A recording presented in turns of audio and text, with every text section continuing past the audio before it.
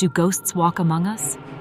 Can the dead truly find love again even after being buried for years? Grab some popcorn and let me tell you a bone-chilling true story that will haunt your thoughts. Adela, in her 30s, was single and living alone in a remote town, far from her parents and friends. The pressure to get married had become unbearable, especially after her best friend and business partner Vera tied the knot. Feeling suffocated, Adela decided to leave everything behind, hoping to focus solely on her orange-selling business. Her mother was furious.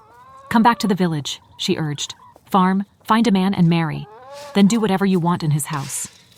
But Adela's father supported her, even giving her money to start her business.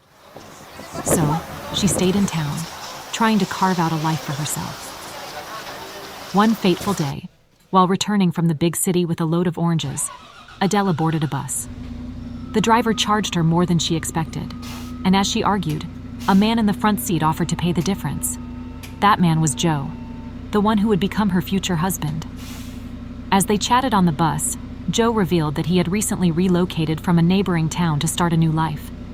He was a barrister practicing law, and Adela, a businesswoman living alone, offered to show him around since he was new to town. They connected instantly, and soon after, they began dating. For Adela, Joe was everything she had been looking for.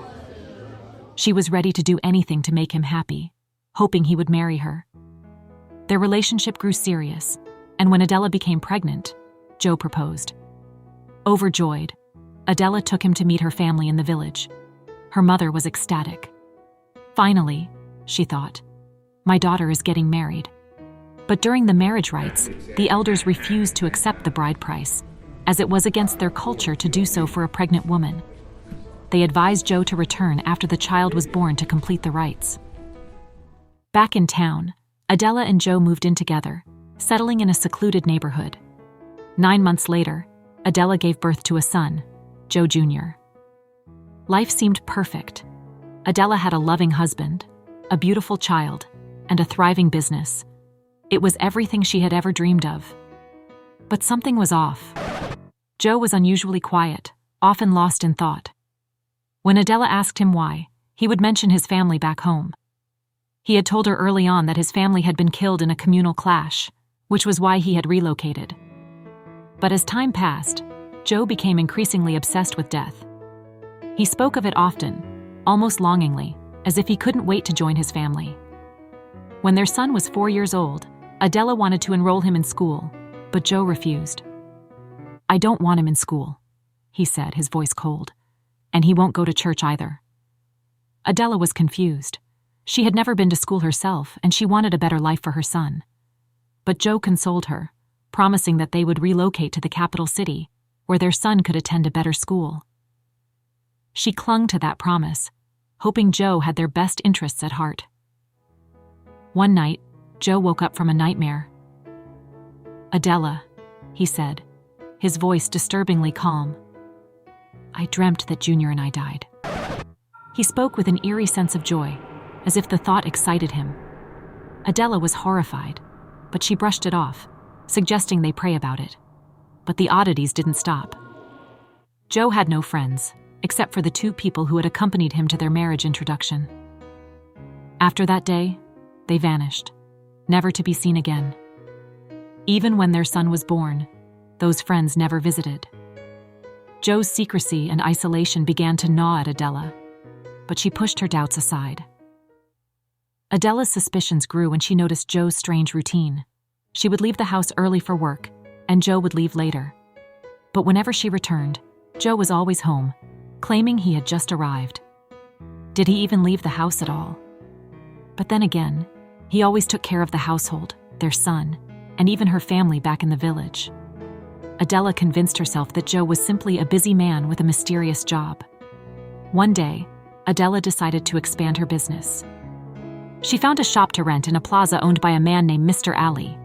However, Mr. Ali required a male guarantor, a husband, father, or someone who could vouch for her.